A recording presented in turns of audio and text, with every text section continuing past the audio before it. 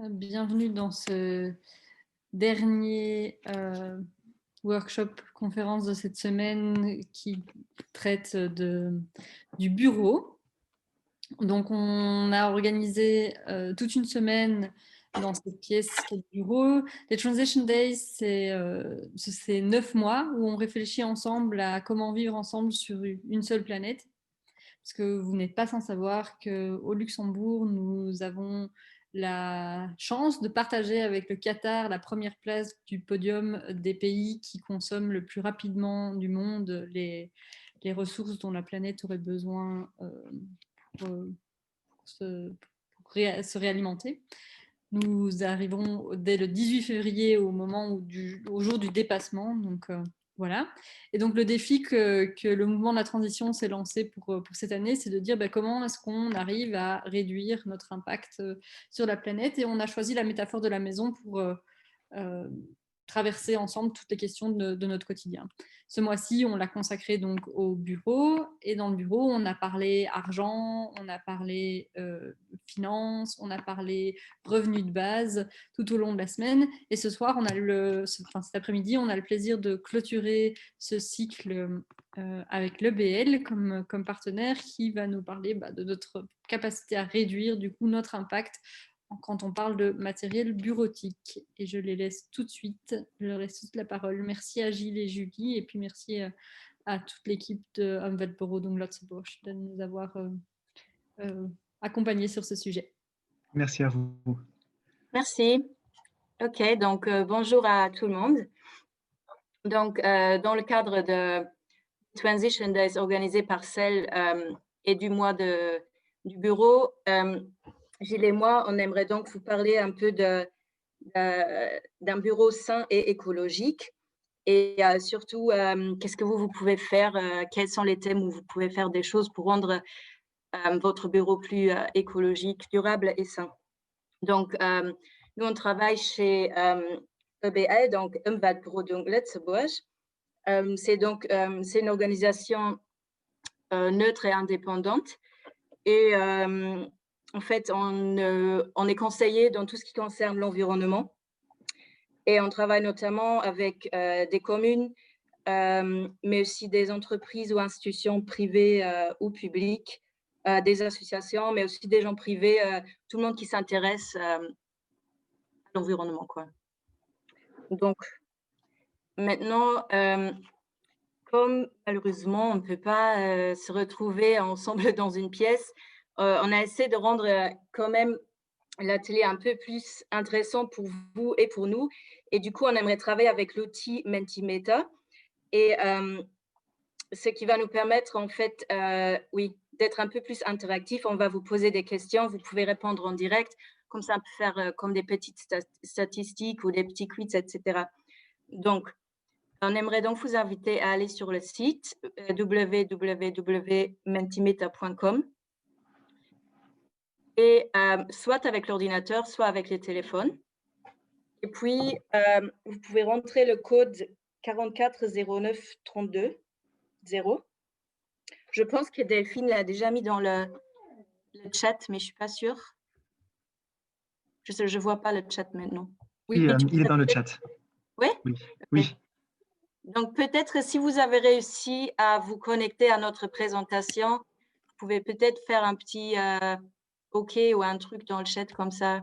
Il y a un petit cœur, vous pouvez cliquer dessus et on verra que ça. Vous êtes bien connecté. Okay.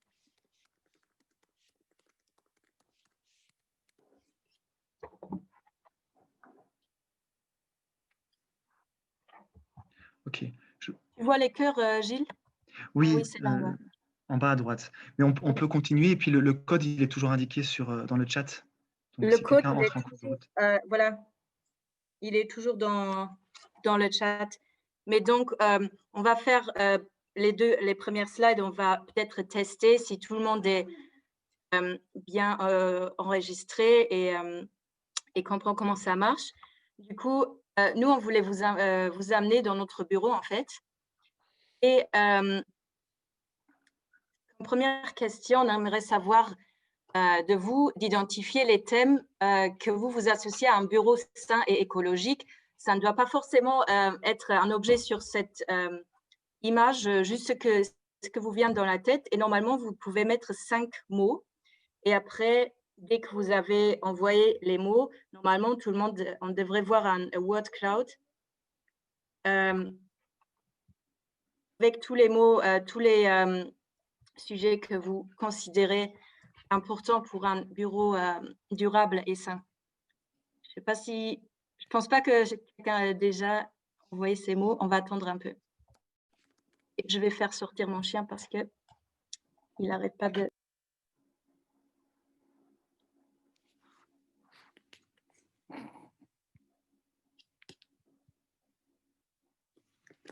Dès maintenant, vous pouvez voilà, mettre entre 1 et 5 mots et cliquer sur Submit, je crois, ou Envoyer.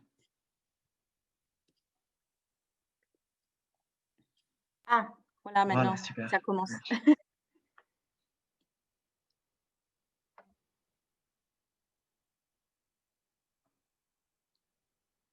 Objets sans poison, fenêtres, plantes, matériel ergonomique. Ok, je pense qu'on peut... Ok, donc je pense que... ah, ça change encore. Fenêtre, énergie, lumière, plantes. Du coup, beaucoup de gens ont parlé de plantes parce que si un mot, si plusieurs gens ont dit le même mot, il va être en plus grand. Ok, donc il n'y a pas de fausse réponse. Donc ça, c'est intéressant. Maintenant, on a essayé de faire une deuxième question pour tester. Donc, vous demandez quel est le sujet qui vous semble le plus important en termes de durabilité dans la vie quotidienne au bureau. Donc, On a mis 4 exemples. Oui, c'est juste des exemples. Utiliser des matériaux durables, faire attention aux petits gestes quotidiens, comme par exemple économiser de l'énergie, ou alors utiliser l'Internet de manière responsable, ou est-ce que c'est tout simplement faire le télétravail au lieu de se rendre au bureau?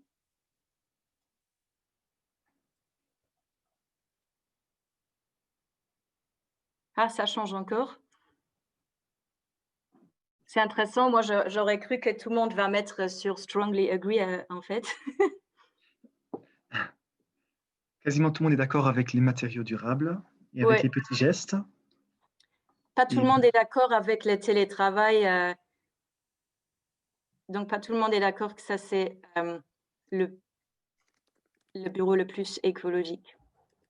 Et on parlera plus tard du télétravail, donc c'est un sujet intéressant. Oui, oups, pardon.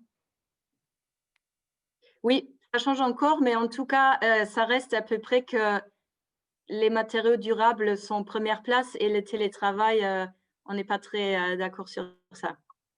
Oui. Donc, oui, comme j'ai dit, toutes les réponses que vous avez données sont correctes.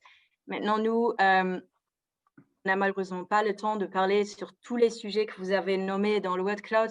Et nous, on a donc identifié 5 sujets dans notre bureau dont on veut parler.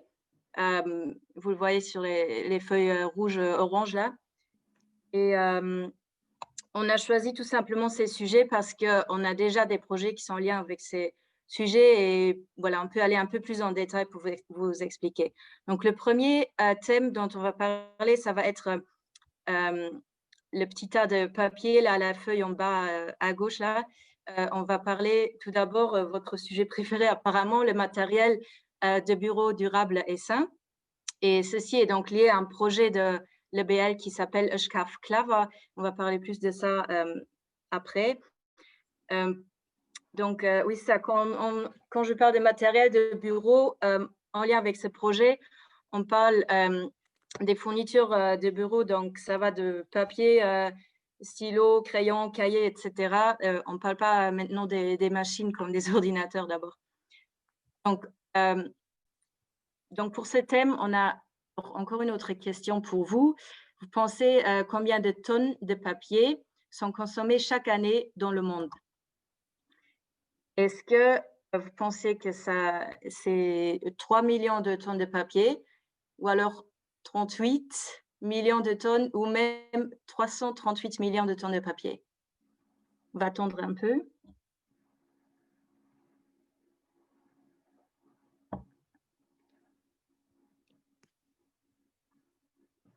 OK. Merci aussi Delphine pour les traductions dans le chat des mots qui étaient inscrits en luxembourgeois.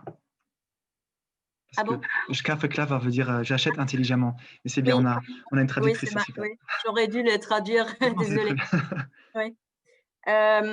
OK, donc je dirais que la plupart des gens a deviné la bonne réponse. Ah, ça marche pas. Oui, parce que c'est effectivement 338 millions de tonnes de papier qui sont consommées chaque année dans le monde. Et en plus, la tendance est à la hausse. Et pour que vous puissiez imaginer un peu, si tout ce papier était aligné en feuilles A4, il faudrait faire 50 allers-retours au soleil. Donc, c'est énorme. Surtout que si on sait que la tendance est encore à la hausse. Après, on va sur la deuxième question. Vous pensez combien d'émissions de CO2 peut-on économiser en produisant une tonne de papier recyclé au lieu d'une tonne de papier à base de fibres vierges? Alors, je pense que c'est un peu plus difficile. Est-ce que c'est environ 15 kg de CO2 ou alors 80 kg de CO2 pour une tonne de papier? Ou est-ce que c'est même 175 kg de CO2? Donc, alors là, la plupart… Oui, Gilles? je vais juste rappeler que c'est le CO2 donc, qui est économisé lorsqu'on utilise du papier recyclé. Oui. Oui, exactement. Oui, la question est peut-être un peu pas très bien posée, mais en tout cas, là, c'est quand même la majorité qui s'est trompée. Parce que, effectivement, je ne sais pas pourquoi ça ne marche pas. Effectivement, la production d'une tonne de papier à base de fibres vierges génère environ 175 kg de CO2 de plus que la production d'une tonne de papier recyclé. Et on peut, pour vous donner une idée, c'est davantage un vol entre Luxembourg et Paris. Donc là, pareil, c'est énorme, énorme. Bon, maintenant, on n'a parlé que du papier, mais maintenant, je veux donc vous présenter un peu le projet de l'EBL qui s'appelle donc Schaffe-Klava. J'achète malin, je ne sais pas. Légèrement ou malin, Voilà. oui. Oui. Donc, il ne s'agit pas que du papier dans ce projet, mais en fait, on s'est rendu compte qu'il y a énormément de fournitures de bureaux qui ont des produits toxiques et qui nuisent à la santé et en plus qui ne sont pas du tout écologiques. Et du coup, en fait, ce que l'EBL a fait, c'est qu'on a établi des listes de critères. Les majeurs critères, c'était surtout que les produits devraient être sans polluants, non toxiques, rechargeables, recyclables aussi. Et puis, cette liste de critères, on l'a donc fournie aux entreprises, donc les fabricants de ces fournitures. Ils ont reçu ces listes et au retour, ils nous ont donc redonné une liste avec les produits qu'eux, ils pensent qui sont conformes à nos critères. Donc, ces produits que les fournisseurs nous ont donnés, ces produits ont été envoyés dans un laboratoire et on a fait des analyses par rapport aux critères. Et en fait, ce qui est sorti par rapport à ces résultats maintenant, c'est qu'on a créé des listes positives, comme on les appelle, c'est-à-dire c'est des listes avec tous les produits que nous on considère donc positifs, donc qui sont sains et écologiques, durables. Ces listes sont donc gratuitement accessibles sur notre site ebl.lu, mais aussi sur le site de Superdragskost. Mais aussi, si vous allez acheter vos fournitures dans les magasins au Luxembourg, ils sont donc marqués avec le label de Superdragskost et avec leur campagne Klava Akhafen, ce que vous voyez en gauche bas là. Donc, tous les fourniture de bureaux saines et écologiques, ils sont marqués avec ce label dans les magasins. Donc, ça, c'est le petit projet qui a été fait par l'EBL. Et maintenant, on retourne donc dans notre bureau et qui est devenu un tout petit peu plus vert maintenant. Et maintenant, Gilles va vous parler de la prochaine feuille. Oui, je vais prendre la relève pour le prochain point. Et donc, on va se diriger vers la feuille qui se trouve sur l'ordinateur, car rares sont ceux qui travaillent sans ordinateur et sans Internet. Et donc, c'est une part vraiment intégrante du bureau. Et par contre, c'est toi qui avances, je crois, hein, les images. Ah, pardon, oui. C'est à la prochaine. Donc, voilà, maintenant, on a parlé du matériel. Et on passe maintenant à l'immatériel, ou plutôt ce qui paraît immatériel, parce que l'immatérialité de l'Internet, elle est trompeuse, parce que derrière le digital, il y a des câbles, beaucoup de câbles. Parfois, on parle d'autoroutes, de câbles qui font le tour du monde. Derrière le digital, il y a aussi des immenses infrastructures, des centres de stockage de données, on appelle ça les data centers, des antennes et des stations qui récupèrent la 3G, la 4G, etc. Et tout ce système Internet représente une consommation d'énergie immense. Alors, pour se représenter cette consommation d'énergie, il y a une question. La question qui est posée, c'est, donc l'Internet consomme une grande quantité d'énergie à l'échelle mondiale. Et vous avez trois possibilités. Alors, les trois possibilités, c'est 3 fois la consommation totale d'électricité au Luxembourg, 35 fois, 350 fois ou 3500 fois la consommation totale d'électricité chez nous, au Luxembourg. Voilà, donc, beaucoup de gens répondent 350 fois, 3500 fois. Donc voilà, vous avez trouvé la bonne réponse. C'est bien 350 fois. 350 fois la consommation totale d'énergie au Luxembourg. Donc c'est environ 10% de la consommation énergétique mondiale, ce que représente Internet. C'est énorme. Et ça augmente très vite. Donc ce sera encore plus dans quelques années. Et vous avez peut-être déjà entendu ce chiffre qui dit que si Internet était un pays, alors Internet serait le 6e consommateur d'énergie dans le monde. Là, on peut passer au prochain.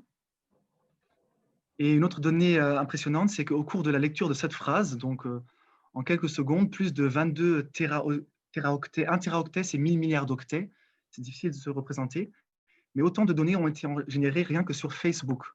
1,2 million de recherches ont été effectuées sur Google et plus de 100 heures de vidéos ont été ajoutées sur YouTube. Donc voilà, pour vous donner une idée de la quantité de données qui circulent. Alors, ce qu'il faut savoir, alors là, là c'est la question sur la distance. Pardon, en fait, c'était bon, excuse-moi. C'est pas facile quand... Oui. Non, c'est très bien. Donc là, on pose la question de la distance parcourue par une donnée numérique, que ce soit un mail, un téléchargement, une vidéo. Lorsque vous cliquez sur le bouton pour aller chercher une donnée ou pour envoyer une donnée, quelle est la distance moyenne parcourue? Là, vous êtes libre, vous pouvez donner un chiffre. Donc, vous pouvez écrire 3 ou 150, 2000. Donc, on est en kilomètres.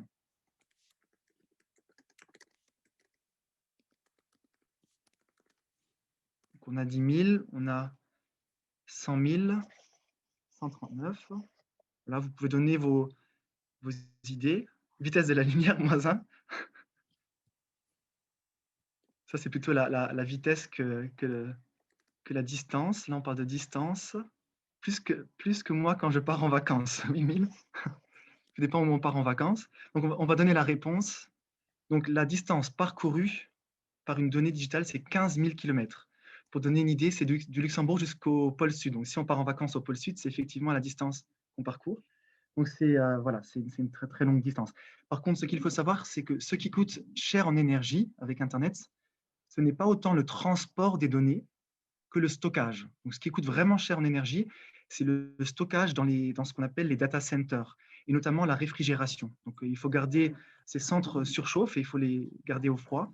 Donc, la réfrigération coûte énormément d'énergie. En plus de cela, il leur faut une énergie stable, c'est-à-dire que les énergies renouvelables, ils ne peuvent pas se reposer entièrement sur des énergies vertes, car ces énergies ne sont pas, le vent, le soleil ne sont pas assez stables. Il leur faut une énergie qui est stable pour éviter une coupure. Parce que même une coupure de quelques dizaines de secondes, c'est énorme pour ces centres de stockage.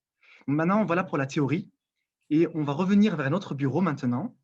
et on va parler plus pratique.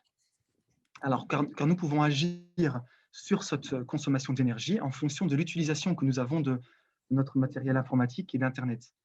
Si tu peux peut-être quand même revenir sur la phrase d'avant, juste pour donner un chiffre qui est sorti il n'y a pas longtemps, c'est une étude qui montre que sans portable, sans ordinateur, donc la photo elle est trompeuse, c'est un ordinateur, on a oublié de le changer, sans ordinateur portable, durant tout leur cycle de vie, donc on prend en compte la construction, réchauffe 1 hectare de planète d'1 degré pendant 60 ans.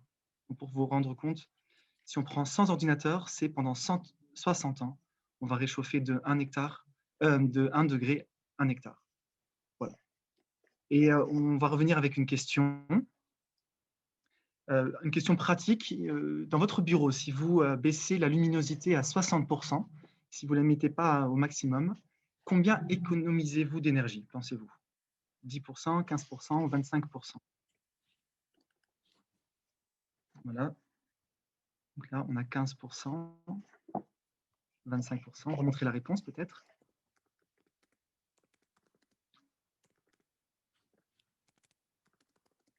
Ah. Ouais. Pardon, en fait, la réponse, c'est celle qui reste en couleur. Oui, voilà. C'était 25%, effectivement. Donc voilà, c'est juste pour montrer un exemple de ce qu'on peut faire avec un petit geste en diminuant la luminosité. On peut déjà faire une différence sur la consommation d'électricité. Alors maintenant, on va voir comment devenir un maître de l'Internet écologique. C'est une infographie que nous avons faite récemment et où on donne quelques pas, quelques gestes que l'on peut faire pour devenir un maître incontesté de l'Internet écologique. Alors, on va passer assez rapidement par 7 gestes. Alors voilà, à droite, c'est en français et à gauche, en luxembourgeois. Donc, j'efface mes anciens mails où on se désabonne des newsletters qu'on ne lit pas, car tous les mails sont forcément stockés quelque part, dans les data centers dont on a parlé tout à l'heure.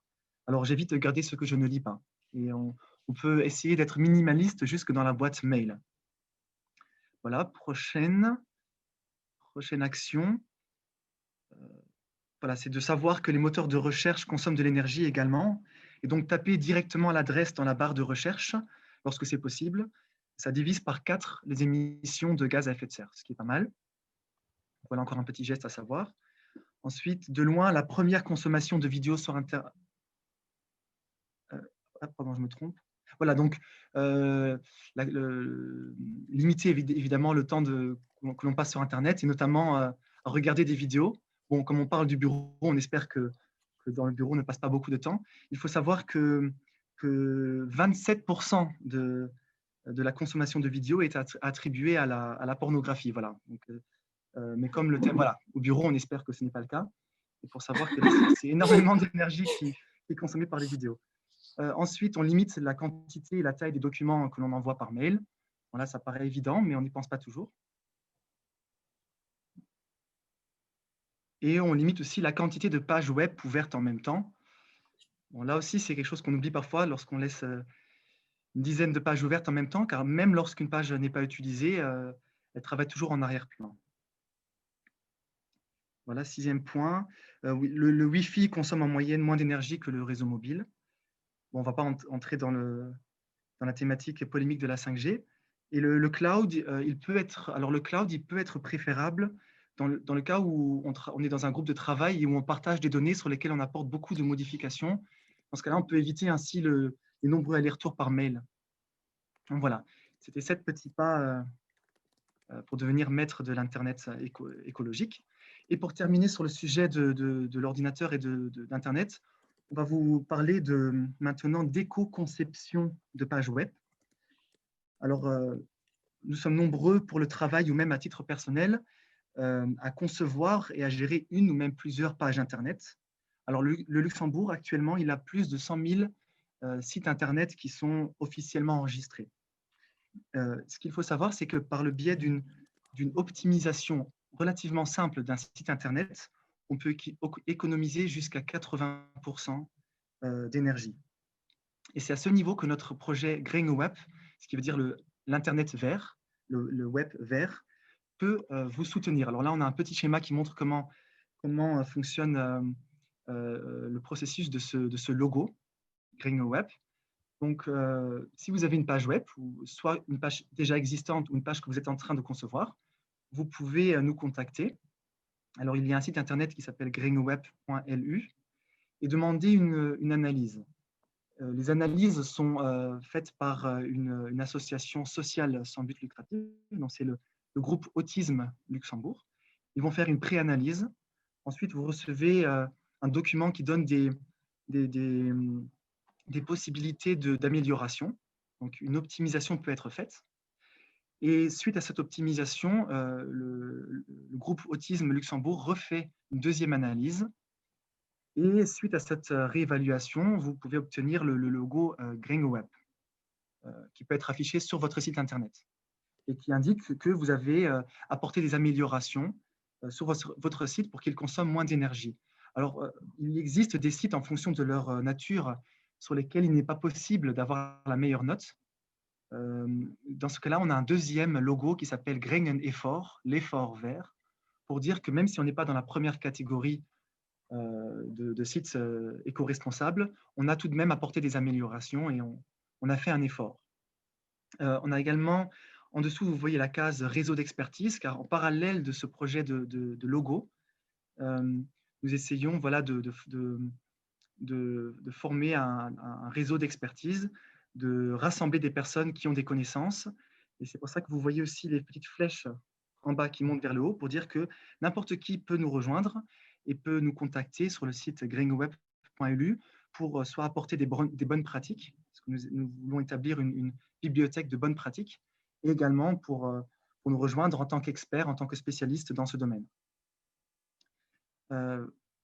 Voilà pour le projet GreenWeb. Et nous retournons au bureau. Oui, merci. Et maintenant, on va donc parler du sujet économiser de l'énergie par des gestes très simples au quotidien. Et pour ceci, on va donc continuer avec les petites questions pour vous. Et en fait, on va vous amener dans des situations, dans certaines situations où il s'agit d'économiser de l'énergie tout simplement. Donc, on va voir, on va commencer. Les lumières dans mon bureau sont allumées, mais il fait plus sombre que d'habitude. Alors, vous en pensez quoi? Est-ce qu'il est temps d'aller chez l'ophtalmologue? Ou est-ce que ma lampe LED est en train de rendre l'âme? Ou est-ce que tout simplement, j'ai oublié de retirer mes lunettes de soleil peut-être? On a une réponse. Deux réponses? Ah oui, en fait, il y a deux favoris là. Les lunettes au soleil prennent le dessus. Ok. Donc, effectivement, la plupart des gens, ils pensent que comme les lumières sont allumées, mais il fait plus sombre que d'habitude, que c'est parce que j'ai oublié de retirer mes lunettes de soleil. Alors que la bonne réponse, c'est en effet ma lampe LED est en train de rendre l'âme. Parce qu'en fait, au contraire des ampoules normales, la lampe LED, elle rend l'âme petit à petit. Donc, elle devient de plus en plus sombre avant d'arrêter de donner la lumière, simplement. Donc, ça, c'est pour la lampe LED. Après, on aimerait savoir quel est le problème d'une lumière trop forte dans la pièce. Est-ce que c'est parce que je risque de me croire en vacances d'été et du coup, c'est pas très bon pour l'efficacité de mon travail? Est-ce que ça peut provoquer des maux de tête et la fatigue? Ou est-ce que mon corps va se mettre à produire trop de vitamine D? Alors là, il semble On est presque tous d'accord. quand même oui, presque tout le monde est d'accord et en plus, c'est la bonne réponse. Effectivement, si, la lumière est trop forte ou alors trop faible, ça joue sur les yeux et du coup, ça provoque des maux de tête et de la fatigue. Du coup, c'est effectivement super important, d'avoir, la bonne, luminosité dans la pièce et dans le bureau, la luminosité idéale, c'est 500 lux. Cela, vous pouvez très facilement tester à l'aide d'une application. Donc 500 lux, c'est le chiffre à garder dans la tête. Puis, une autre question pour vous. Nous avons un capteur de mouvement, mais la lumière est toujours allumée. Alors, c'est bizarre. Est-ce que je suis devenue invisible? Est-ce qu'il est juste temps de dépoussiérer, peut-être? Peut-être je me fais harceler par mon capteur, ou alors le capteur est tout simplement cassé.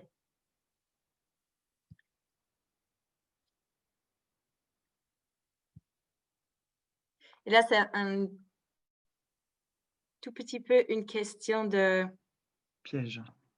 piège. Mais vous avez très bien répondu parce que, il y a 2 réponses qui sont correctes, en fait. Donc, effectivement, soit le capteur, il est cassé ou alors, il est tout simplement temps de dépoussiérer parce qu'il y a même, des petites graines de poussière qui sont sur le capteur. Ça peut, effectivement, le rendre, ça l'empêche à fonctionner correctement et du coup, ça consomme beaucoup d'énergie. Donc peut-être quand le capteur reste toujours allumé, il faut juste dépoussiérer. Après, donc, on a donc parlé effectivement là d'économiser de l'énergie concernant la lumière.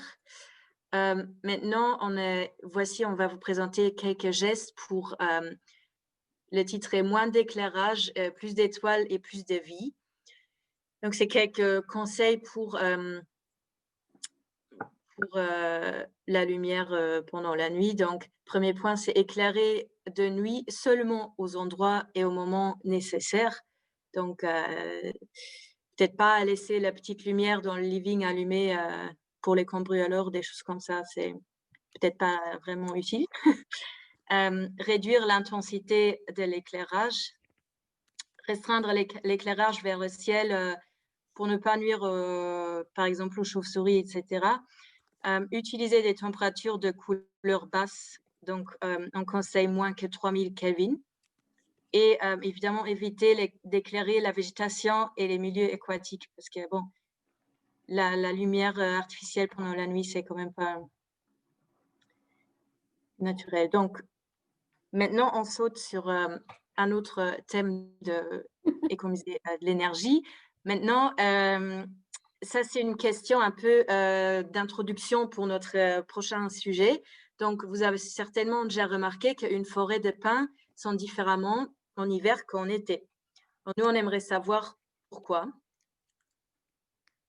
Est-ce que c'est parce que mon nez est bouché par mes sécrétions nasales? Est-ce que la végétation a muté en hiver? Tout simplement, peut-être mon masque est congelé? Ou est-ce que c'est parce que les molécules sont moins agitées? Ou peut-être parce que les animaux sont en hibernation et du coup, il y a moins d'odeur des animaux dans la forêt?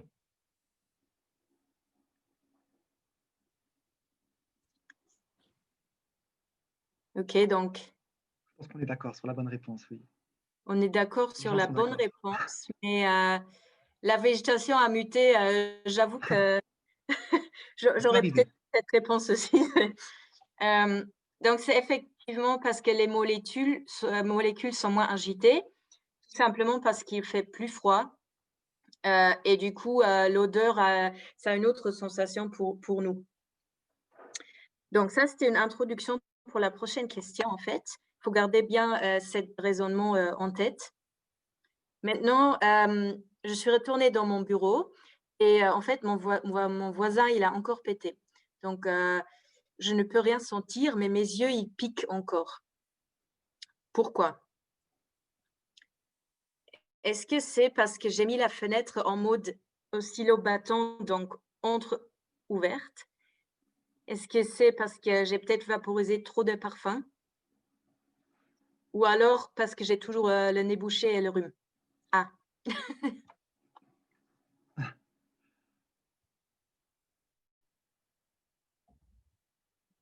Ah, ça, c'est intéressant.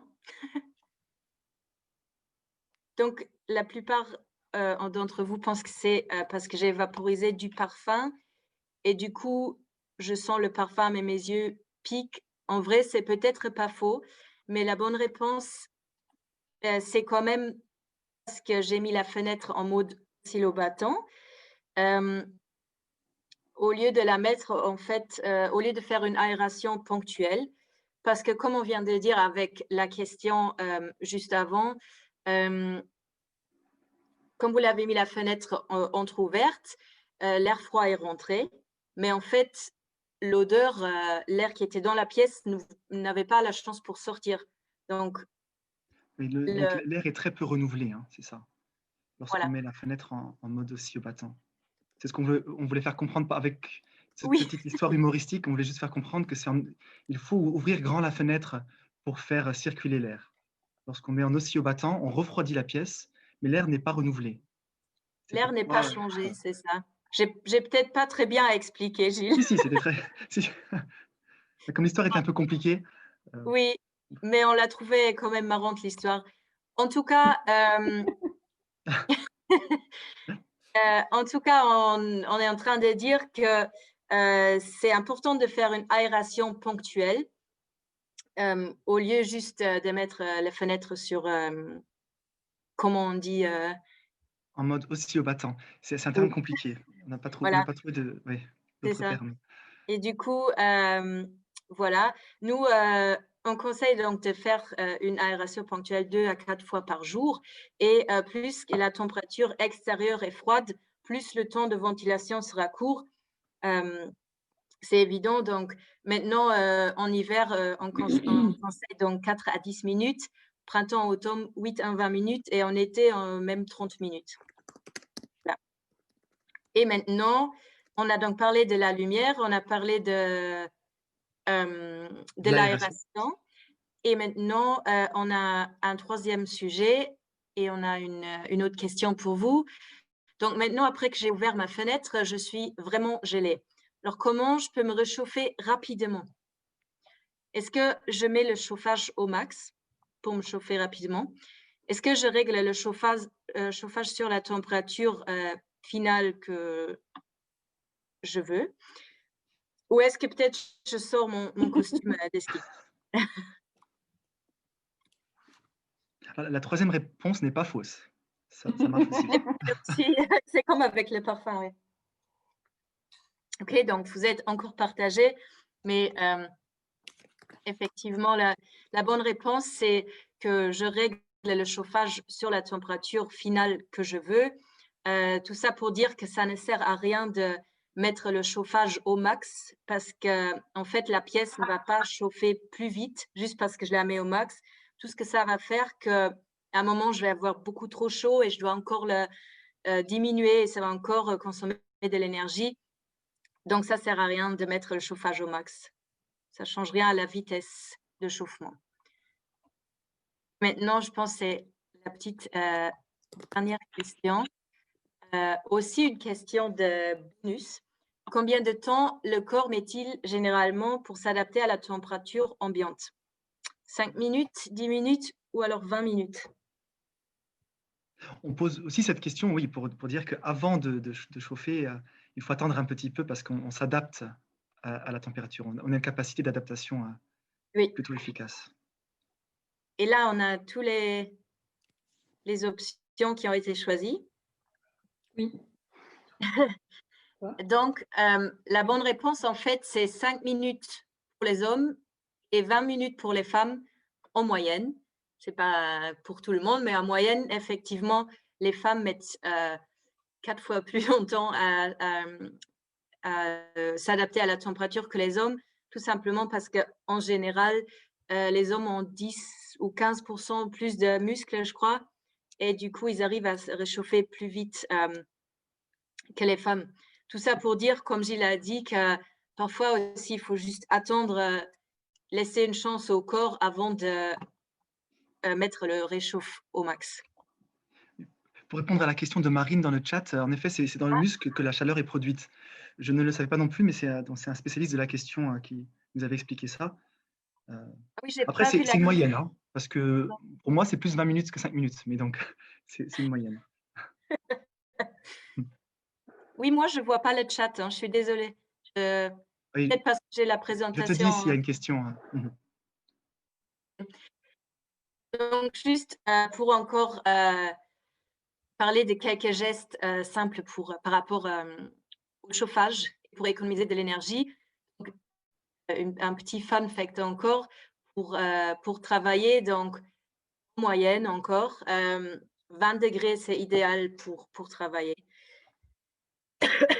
Ça dépend des gens quand même. Après, encore quelque chose pour faire attention, c'est de ne pas recouvrir les radiateurs pour laisser le rayonner librement. Aussi, pensez à purger les radiateurs avant la période de chauffage, parce que c'est important de laisser l'air s'échapper pour que la chaleur puisse mieux circuler. Et fermer les portes donnant sur des pièces plus froides. Et on dit que vous avez la permission d'être possessif, alors gardez la chaleur près de vous. Voilà, ça c'était pour les 3 sujets que nous, on a choisis aujourd'hui, mais bien sûr qu'il y en a plein d'autres pour économiser de l'énergie. Et maintenant, je laisse encore la parole à Gilles pour continuer. Et donc, on arrive, je crois que sur la prochaine image, il y a encore quelques exemples de sujets, Oui, si je ne me trompe pas, autres sujets. Voilà, juste pour dire effectivement qu'on ne peut pas tout aborder aujourd'hui. Voilà, il y a les déchets, évidemment, la gestion des oui, déchets. Je pense qu'ils font voilà, tout ce qui touche à l'alimentation,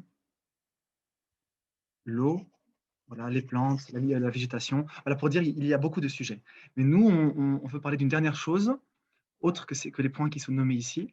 Donc, on arrive à la dernière partie et, donc de notre présentation. Mais pour terminer, on va vous poser une question actuelle, compte tenu de la situation particulière que nous vivons donc en ce moment. Qui d'entre vous est en télétravail actuellement, en ce moment? Donc, vous pouvez donner votre réponse et ensuite, nous parlerons un petit peu de ce sujet-là.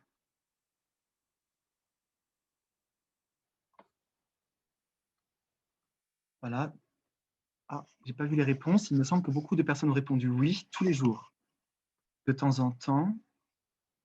Donc, il y a une personne sur tout le public qui travaille au bureau. Voilà, pour montrer à quel point c'est un sujet actuel. Et cela nous permet d'introduire donc ce dernier point, le télétravail. Et cette question, elle peut mener à de nombreuses discussions. Et c'est pourquoi on pose la dernière question, qui est pour vous, est-ce que pour vous, le télétravail représente une solution écologique et saine? Alors, vous pouvez juste répondre par oui ou non, ou même donner une petite explication en quelques mots-clés, si pour vous, il vous semble que c'est une... Parce qu'on avait vu au tout début de notre présentation que c'était mitigé, votre avis sur cette question.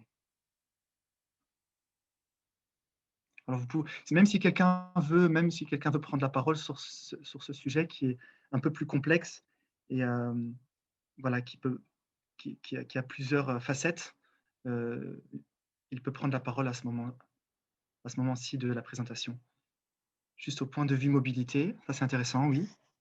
Pas vraiment, on chauffe, éclaire chacun sa maison, mais il y a moins de déplacements. Donc encore une fois, le déplacement. Oui, moins d'immeubles de bureaux ou de moins grande taille, moins de trajets concentrés au même horaire. Non, pour moi, c'est seulement l'essence que j'ai connue. Donc, on est assez d'accord que pour l'instant, on parle surtout des déplacements qui feraient la différence. Mitigé parce que contacts sociaux font défaut. Oui, donc là, il y a l'aspect psychosocial qui est important. Et certaines communications sont plus lentes. Oui, no more commuting, more time to go walk, to pick up my daughter. Donc, voilà, un bon point. On a plus de temps pour la famille. Niveau transport, encore une fois, pas une solution saine car je bouge moins, c'est un bon point aussi, et je mange beaucoup plus.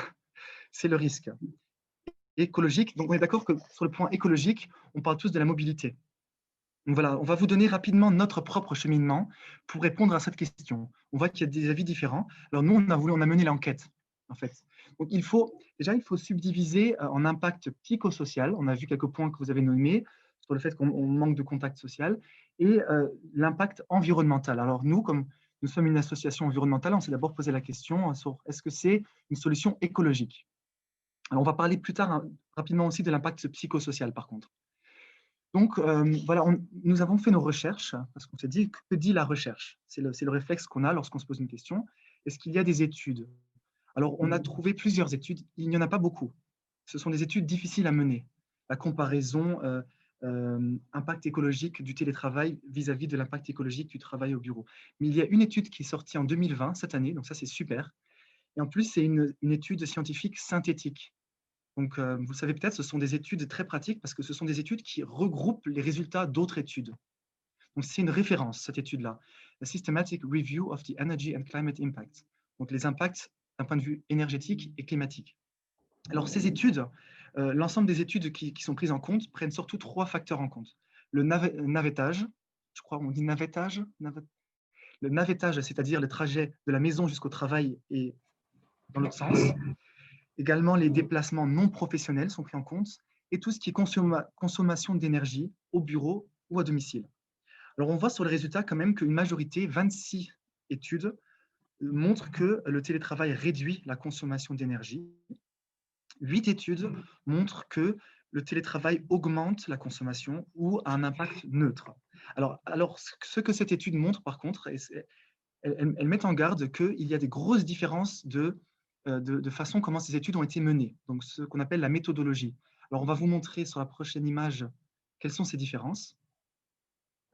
Alors d'abord, les études qui montrent qu'il y a une réduction, qu'il y a une économie d'énergie avec le télétravail, disent que c'est surtout par 2 voies, et là vous aviez raison, c'est le navettage, donc il y a une réduction du trajet maison-travail, travail-maison, et donc une réduction aussi des embouteillages sur les routes, et parfois aussi une contribution plus faible, mais de la baisse de consommation énergétique des bureaux, mais qui est souvent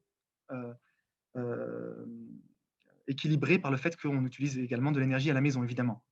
Alors, par contre, ce qui est très intéressant dans cette synthèse, c'est qu'il montre que les études les plus rigoureuses, donc parmi leur liste d'études, celles qui sont allées voir plus loin, que juste les trajets, c'est-à-dire qu'ils ont un plus large éventail d'impact, notamment les trajets personnels, c'est-à-dire qu'ils ont pris en compte aussi combien de fois on prend la voiture pour d'autres trajets que pour le travail, et la consommation d'énergie à la maison. Ces études-là montrent que les économies sont bien plus limitées en fait que ce que montre la moyenne, et même parfois qu'elles sont inexistantes ou négatives.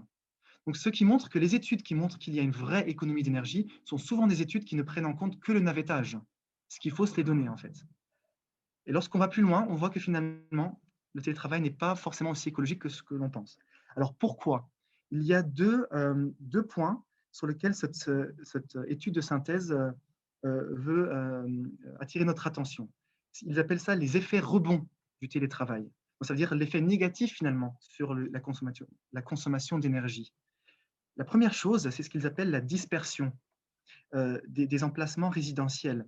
C'est-à-dire ils ont réalisé que sur le long terme, les études qui ont essayé de prendre ce facteur en compte montrent que les gens qui sont en télétravail sur le long terme tendent à se disperser. Ils vont vivre plus loin de leur lieu de travail, peut-être pour ne pas vivre en ville ou pour vivre dans des lieux qui sont peut-être moins chers au Luxembourg aussi. Dans le cas de Luxembourg, en tout cas, c'est une raison principale. Et donc, ils vont se disperser et lorsqu'ils vont au travail, leur trajet sera donc plus long, ou même pour aller faire des courses, par exemple, ou pour d'autres trajets, leur trajet sera rallongé. Donc ça, c'est vraiment pour les études qui voient sur le long terme. Le deuxième point, le deuxième effet rebond, c'est l'augmentation des déplacements non professionnels. Alors là, l'étude de synthèse n'a pas les raisons, ils ont des hypothèses. Ils ont réalisé en effet que les déplacements non professionnels augmentent pour les personnes qui sont en télétravail, en moyenne. Leurs hypothèses sont, si je me souviens bien, d'une part, tout simplement que des personnes qui travaillent à la maison peuvent peut-être en profiter d'une manière ou d'une autre pour faire des choses qui ne sont pas liées au travail pendant leurs heures de travail. Ou autre hypothèse qu'ils énoncent, c'est voilà, lorsqu'on vit à plusieurs à la maison, par exemple, et que en période de non-télétravail, la personne qui allait au travail en profitait sur le retour pour aller faire des courses ou pour aller faire d'autres déplacements, doivent être faits depuis la maison et peut rallonger les déplacements. Voilà pour les effets rebonds. Et ce qui montre que finalement, c'est une question très complexe. On ne peut pas tout simplement dire que le télétravail est écologique, même avec la réduction de navettage. Donc voilà pour cette étude très intéressante et très actuelle. Je pense qu'on peut continuer. Alors, il est déjà presque 4h30, mais on arrive à la fin. Julie, si tu peux avancer à la prochaine. Alors, nous, on a réalisé une infographie pour quand même tenter de donner quelques points sur ce qu'on appelle le télétravail, le home office idéal. Qu'est-ce qu'on peut faire pour bien le faire si on travaille à la maison? On a travaillé en collaboration avec l'IMS Luxembourg. L'IMS, c'est Inspiring More Sustainability. Et ils nous ont aidés en particulier sur l'aspect psychosocial, donc pour ma santé. Ils ont beaucoup travaillé sur ce point-là. Et on a relevé quelques mots-clés sur les points sur lesquels il faut faire attention lorsqu'on travaille à la maison. Il y a notamment fixé des limites. C'est-à-dire qu'il y a une étude qui a montré qu'à domicile, on a tendance à travailler plus d'heures, notamment en soirée et le week-end. On ne voit peut-être pas le temps passer comme lorsqu'on est au bureau.